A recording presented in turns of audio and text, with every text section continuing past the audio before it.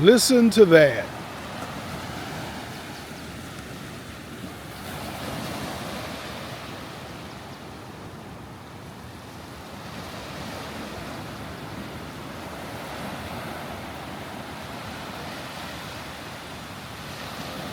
I'm walking along the shore of the Indian Ocean this morning here in Kenya. The sun hasn't completely come up yet, and there's something about being beside an ocean this early in the morning that makes you think differently.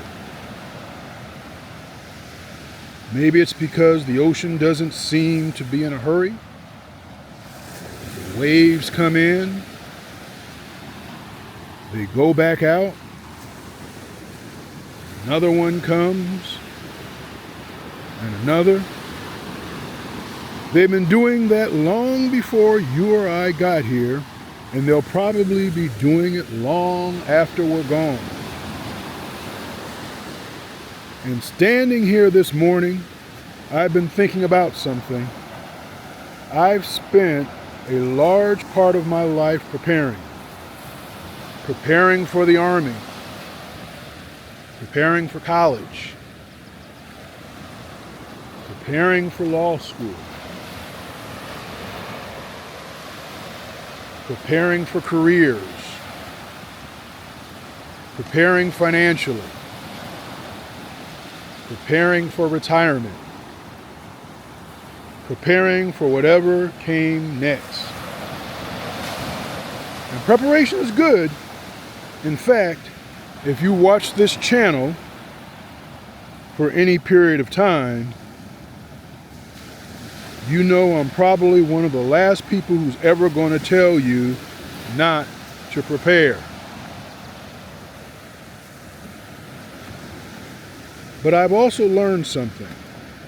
There comes a point in life when you have to stop only preparing to live and actually to live.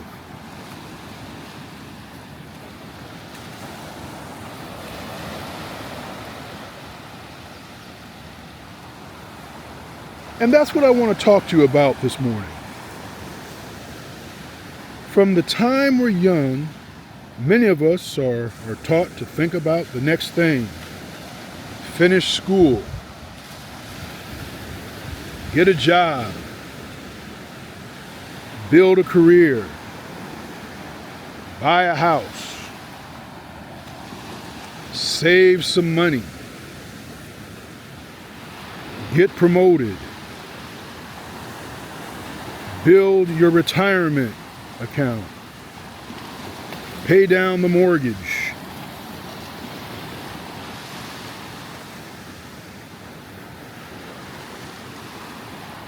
Make sure you're ready for retirement. Now, none of that is wrong. Absolutely not. Those are responsible things, especially for those of us who come through the military. Preparation becomes almost second nature. You plan. You rehearse.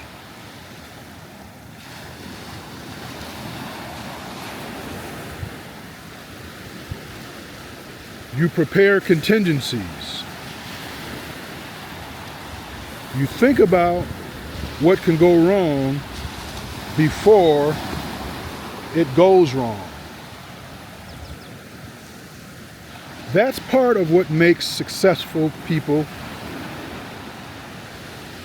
But there is a danger hidden inside that mentality.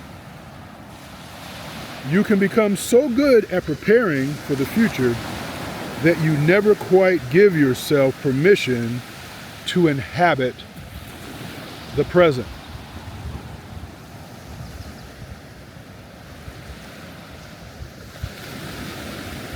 Think about how often we say, when I get this promotion, when the kids grow up, when I pay this off, when I retire, when I have more money, when things calm down,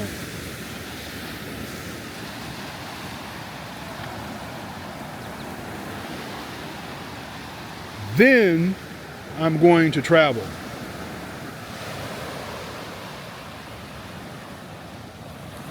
Then I'm going to rest. Then I'm going to spend more time with the people I love. Then I'm going to do the things that I've always wanted to do.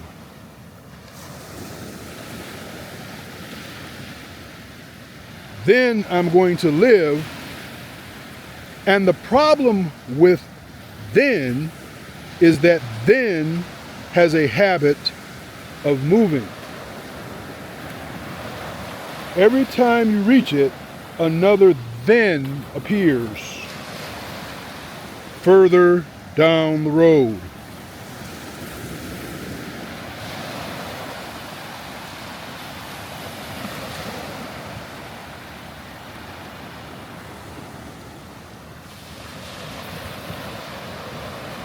At some point, you have to ask yourself, how much of my life am I willing to spend waiting for my life to begin?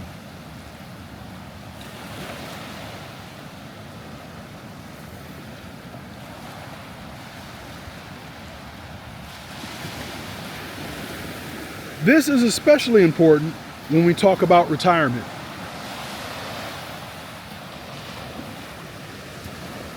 I spend a lot of time teaching people about retirement, military retirement, federal retirement, VA benefits, TSP, Social Security, investing, financial security.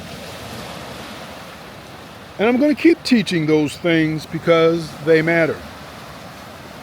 I'm going to keep teaching those things because I want you all to know some very important things about life. But I want you to remember something that can get lost underneath all those numbers.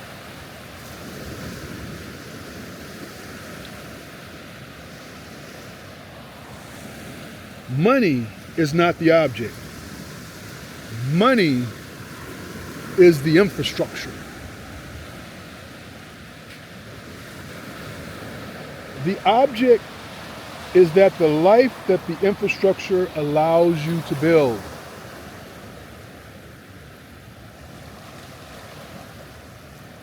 You don't accumulate money merely for the privilege of looking for a larger number on the screen. You save because money can buy options. It can buy time. It can buy independence. It can allow you to help others.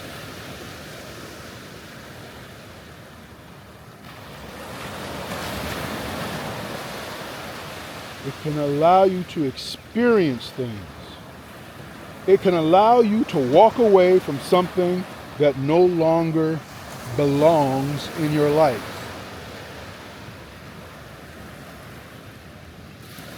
And yes, sometimes it can allow you to sit beside the Indian Ocean early in the morning and realize,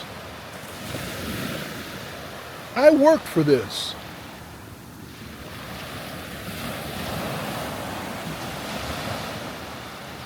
Not just financially. I lived long enough for this. I endured enough for this.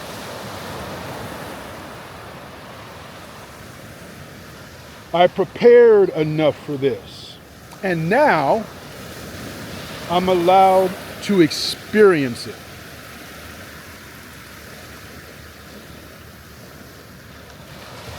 There is a passage in Ecclesiastes that has taken on a different meaning for me as I've gotten older. Ecclesiastes 3 talks about there being a season for everything. A time to plant, a time to gather, a time to weep, a time to laugh, a time to mourn, a time to dance. And then it says something remarkably practical. It says that for a person to eat and drink and enjoy the good of all of his labor is a gift of God. Think about that. We sometimes act as though enjoying what we work for is irresponsible. But Scripture doesn't say that. It says enjoyment itself can be a gift.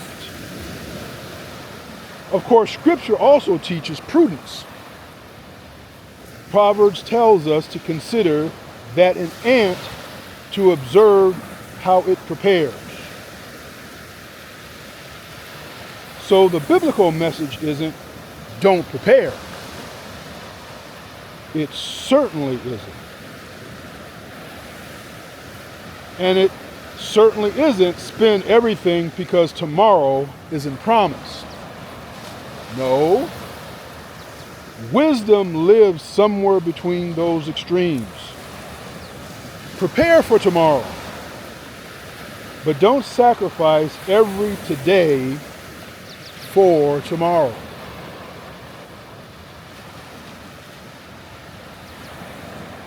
Save, invest, build, protect your family, plan for your future.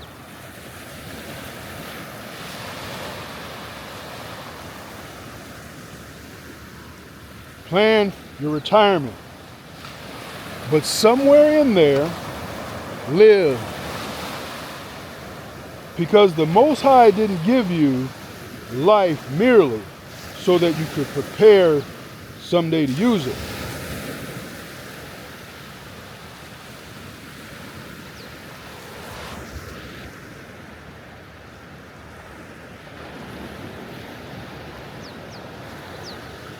I think that is something everybody should always remember. And I can tell you that because I'm learning it myself, I'm here in Kenya right now. And this trip isn't simply about a vacation. I'm experiencing things. I'm meeting people. I'm seeing another part of the world. I'm learning things about myself. I'm spending time with someone important to me. I'm laughing, I'm resting. I'm helping people where I can. I'm walking through villages. I'm sitting with people whose lives are very different from mine. I'm watching the sun come up over an ocean thousands of miles from where I grew up. And somewhere along the way, I've realized something. This isn't a break from my life. This is my life. That distinction matters because sometimes we treat the things that give our lives meaning as though they're interpretations from the things we're supposed to be doing. Work is real life. Bills are real life. Responsibilities are real life. But somehow, watching a sunrise isn't. Sitting with somebody you love isn't. Helping somebody isn't. Traveling isn't. Resting isn't.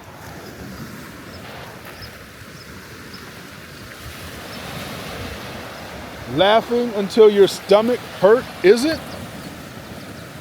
Who decided those things or extraordinary extracurricular activities. Maybe we've had it backwards. One of the most dangerous words in financial planning is more. Because more has no finish line. You can always have more money. A larger house, a newer car, a larger investment account, another promotion,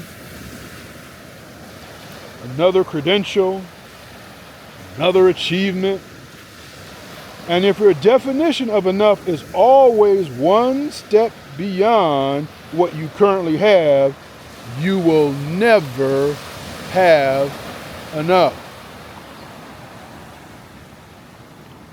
I've been thinking about that lately. What does enough actually look like? It's not laziness. It's not lack of ambition. It's not settling. Enough. Enough money to live with dignity. Enough security to sleep peacefully. Enough wisdom to know what matters. Enough freedom to decide how you spend your days. Enough generosity to help somebody else. Enough humility to understand that none of it was guaranteed. And enough awareness to recognize the blessing while you're actually standing in it. Because here's the tragedy. Some people don't recognize the best years of their lives until those years are over. I don't want to do that anymore. I want to know when I'm standing inside a blessing.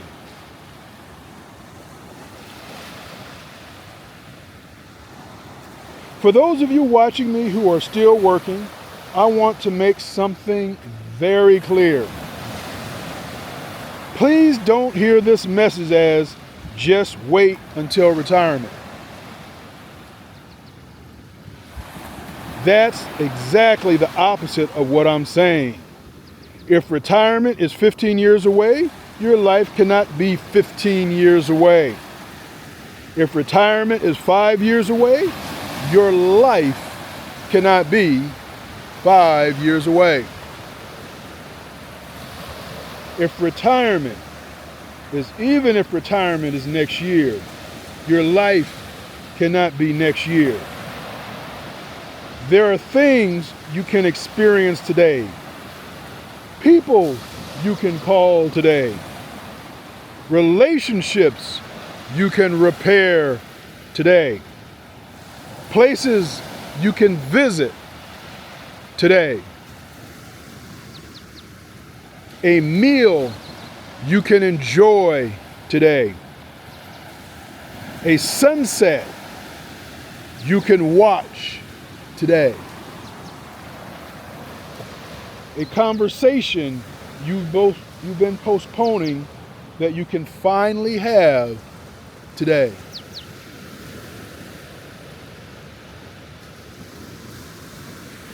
You don't need financial independence to become present. Sometimes you simply need to look up.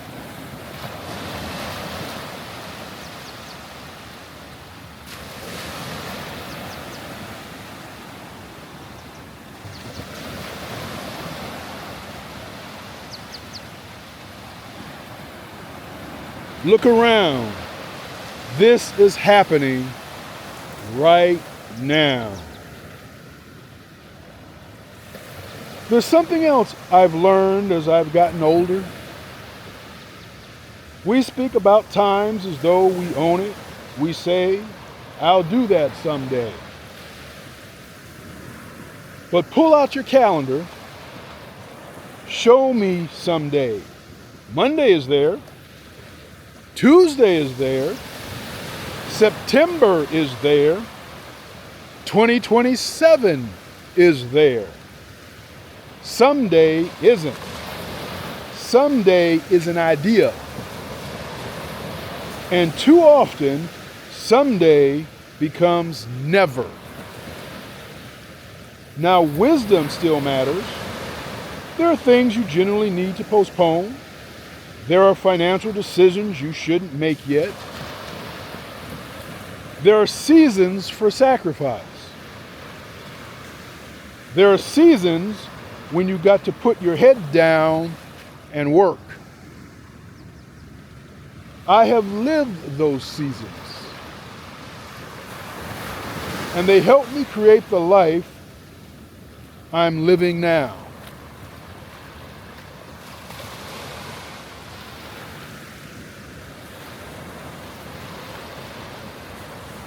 So I would never dishonor sacrifice, but sacrifice needs purpose. You should know what you're sacrificing for. Otherwise, sacrifice itself becomes lifestyle. And 20 years later, you look around and realize you became incredibly good at delaying happiness. I've also been reconsidering the word abundance. We often associate abundance with having a lot of money, a lot of possessions, a lot of success, but I'm not sure that's what abundance really is. I think about abundance, it actually may have more to do with the ability to recognize what is already present. A peaceful morning, good health, someone beside you who cares about you, food, shelter, purpose, a friend who answers the telephone, family, the ability to help someone who needs it, a sunrise, another morning. Those things don't make financial planning irrelevant. They tell us why we're doing the financial planning in the first place. I don't want wealth simply to possess wealth. I want enough freedom to decide what deserves my time. And increasingly, I think time is the real currency.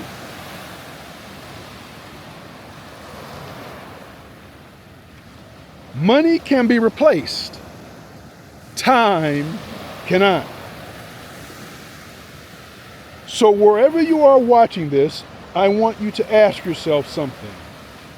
Not later, right now. What part of my life have I been postponing? Maybe it's travel. Maybe it's starting something. Maybe it's slowing down. Maybe it's spending time with your children.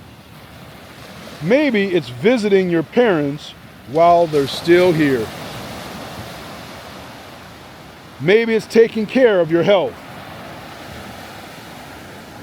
Maybe it's writing a book. Maybe it's finally using some of that vacation time. Maybe it's serving someone. Maybe it's returning to your faith. Maybe it's forgiving someone. Maybe it's forgiving yourself. Maybe it's simply giving yourself permission to enjoy the life you've worked incredibly hard for.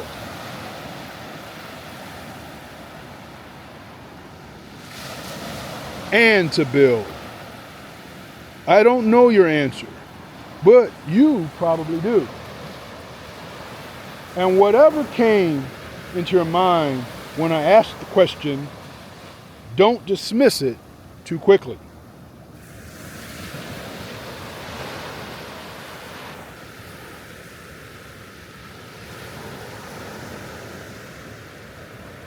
I know what I want the next chapter of my life.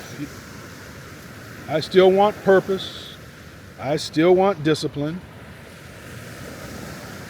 I still want to build. I still want to teach. I still want to help veterans and military families make better decisions for their lives. I still have goals. Actually, I have a lot of them. But I don't want achievement to consume my experience. I don't want to spend the next chapter collecting accomplishments while missing moments. I want both purpose and peace, discipline and joy, building and living. And maybe, folks, that's maturity.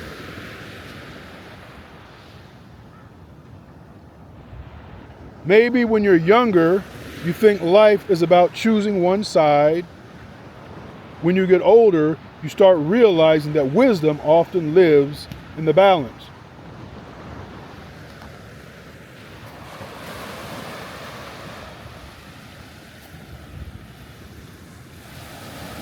Look at this water. Somewhere beyond what I can see is another shore. I can't see it from here, but I know it's there. Life is a little like that. None of us can see the entire journey. We make plans, and we should. But eventually, our vision reaches a horizon. Beyond that, we trust. That's where faith enters the picture. Proverbs tells us, trust in the Lord with all thine heart, and lean not unto thine own understanding. That's not an instruction to abandon wisdom. It's an acknowledgement that our wisdom has limits. Plan the route, pack the bag, save the money, prepare your health, prepare yourself. Do everything wisdom tells you to do, and then understand you still don't control the ocean. And strangely enough, that's freedom in accepting that.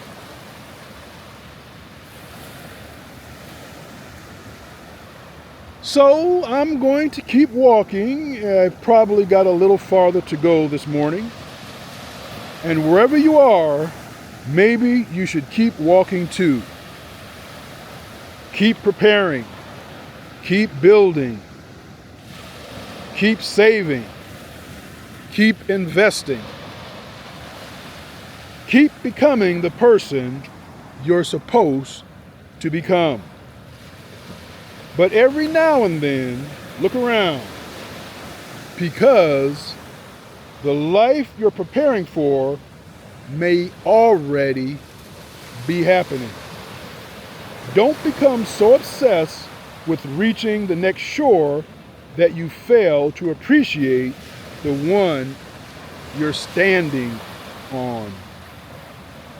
And don't wait until the end of your life to discover that you had enough moments to be happy. You just weren't present for them. There is a time to prepare. There is a time to build. There is a time to sacrifice. And there is also a time to live. Maybe for some of us, that time is now.